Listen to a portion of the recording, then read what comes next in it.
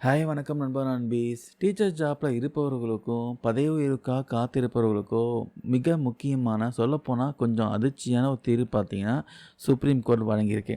டீச்சர்ஸ்க்கு எல்லாமே TET exam கட்டாயமா இல்லையான்ட்டு பல வருஷம் குழப்பத்துக்கு இந்த தீர்ப்பு பார்த்தீங்கன்னா, ஒரு முற்றுப்புள்ளி வச்சிருக்குன்னே சொல்லலாம். குறிப்பா பணி ஓய்வு பெறப்போகும் காலத்தில இருக்கிற ஆசிரியர்களுக்கு இதில என்ன சொல்லப்பட்டிருக்கு? தமிழ்நாட்டு ஆசிரியர்களுக்கு இது எப்படி பொருந்தும்? வாங்க டீட்டெயிலா பார்க்கலாம். கொஞ்ச நாளைக்கு முன்னாடி தெரிஞ்சிருக்கும். சுப்ரீம் கோர்ட் பார்த்தீங்கன்னா, டெட் எக்ஸாம் கண்டிப்பா கட்டாயம் சொல்லிட்டாங்க. ஆக்சுவலி எதனால அவங்க அப்படி சொன்னாங்க? எந்த ஸ்டேட்ல இருந்து இந்த வழக்கு பார்த்தீங்கன்னா, சுப்ரீம் கோர்ட்டுக்கு போச்சு? எதனால இந்த தீர்ப்பு குடுத்தாங்கன்னா, அதற்கு பின்னணி என்னன்ட்டு இந்த பதிவுல பார்க்கலாம்.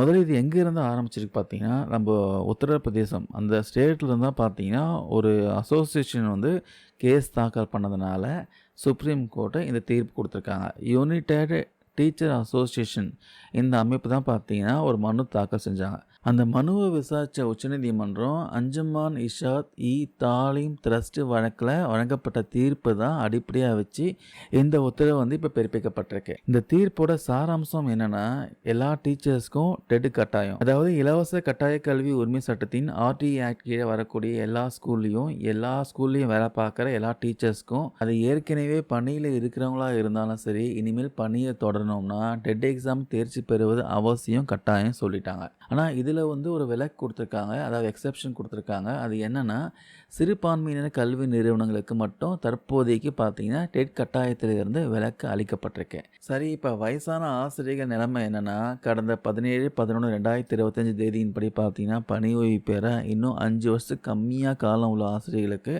ஒரு ரிலாக்ஸேஷன் கொடுத்துருக்காங்க. இவங்க டெட் தேர்வு எழுதணும் கட்டாயம் இல்லை, இவங்களுக்கு விலக்கு உண்டு. டெட் பாஸ் பண்ணாமலே அவங்க ரிட்டையர்மெண்ட் ஆகிற வரைக்கும் வேலையில் தொடரலாம். ஆனால் இங்கே தான் ஒரு பெரிய ட்விஸ்ட் இருக்குது. எனக்கு ரிட்டையர்மெண்ட் ஆக இன்னும் கொஞ்ச நாள் தான் இருக்குது. ஆனால் எனக்கு பதவி உயர்வு வேணும் அப்படின்னு நீங்கள் நினைச்சிங்கன்னா, கண்டிப்பாக டெட் எக்ஸாம் பாஸ் பண்ணி ஆகணும். டெட் பாஸ் பண்ணலன்னா பணியில் தொடரலாமே தவிர பதவி உயர்வு கிடையாது. அடுத்ததாக ஆர்டிஇ சட்டம் வருவதற்கு முன்னாடியே வேலையில் சேர்ந்து இன்னும் பணி ஓய்வு பெற 5 வருஷத்துக்கு மேலே காலம் இருக்கிற ஆசிரியர்களுக்கு ஒரு கேடு வச்சுருக்காங்க. இவங்க எல்லாருமே அடுத்த 2 வருஷத்துக்குள்ளே டெட் எக்ஸாமில் கண்டிப்பாக பாஸ் பண்ணி ஆகணும். ஒருவேளை இந்த 2 வருஷத்துக்குள்ளே பாஸ் பண்ணலன்னா என்ன ஆகும்னா, அவங்கள பணியிலிருந்து விடுவிக்கப்படுவார்கள் அல்லது அவங்களுக்கு கட்டாய ஓய்வு அளிக்கப்படும் சொல்கிறாங்க. அப்படி நீக்கப்படும் போது அவங்களுக்கு விதிகளின்படி கிடைக்க வேண்டிய பணிக்கால பலன்கள் எல்லாமே பார்த்தீங்கன்னா செட்டில்மெண்ட் செய்யப்படும் சொல்லியிருக்காங்க.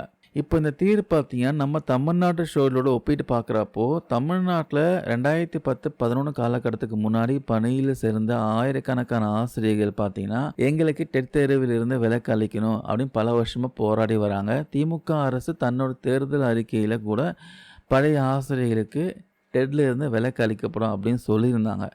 சென்னை உயர்நீதிமன்றத்திலையும் இது விஷயமான வழக்கு பார்த்தீங்கன்னா நிலுவையிலே இருக்குது. ஆனால் இப்போ உச்சநீதிமன்றமே பார்த்தீங்கன்னா பணியில் தொடர டெட் கட்டாயம் சொல்லிட்டாதனால தமிழ்நாடு ஆசிரியர்களுக்கு விலக்கு அளிக்கப்பட்டதில் பெரிய சட்ட சிக்கல் ஏற்பட்டிருக்கு. குறிப்பாக 10 வருஷத்துக்கு மேலே சர்வீஸ் இருக்கிறவங்களுக்கு இந்த 2 வருஷம் கேடு பார்த்தீங்கன்னா ஒரு பெரிய சவாலாக அமைஞ்சிருக்கு. பதவி உயர்வுக்கும் டெட் கட்டாயம் சொன்னது தலைமை ஆசிரியர் கனவுல இருக்கிற சீனியர் ஆசிரியர்களுக்கு பார்த்தீங்கன்னா ஒரு பேரடியாக இருக்கும். ஆக மொத்தம் கல்வி தரத்தை உயர்த்த டெட் அவசியம் கோர்ட் சொல்கிறாங்க. ஆனால் அனுபவம் வாய்ந்த ஆசிரியர்கள் எல்லாமே இதை எதிர்க்கிறாங்க. என் தீர்ப்பை பற்றி நீங்கள் என்ன நினைக்கிறீங்க? கமெண்ட்ஸில் கருத்துக்கள் சொல்லுங்கள். ஆக்சுவலி யூபி ஸ்டேட்டில் வந்த பிரச்சனையால் தான் பார்த்தீங்கன்னா சுப்ரீம் கோர்ட்டை வந்து டோட்டலாக இந்த மாதிரி ஒரு ஜட்ஜ்மெண்ட் கொடுத்துருக்காங்க. ஸோ காத்திருந்தால் பார்க்கணும் இந்த சீராய்வு மனுவில் பாசிட்டிவான ஜட்ஜ்மெண்ட் வருமா இல்லையான்ட்டு. இது விஷயமா உங்களுக்கு கருத்துக்கள் ஏதாவது இருந்தால் கமெண்ட்ஸில் சொல்லுங்கள். தேங்க்யூ நண்பா நண்பீஸ்.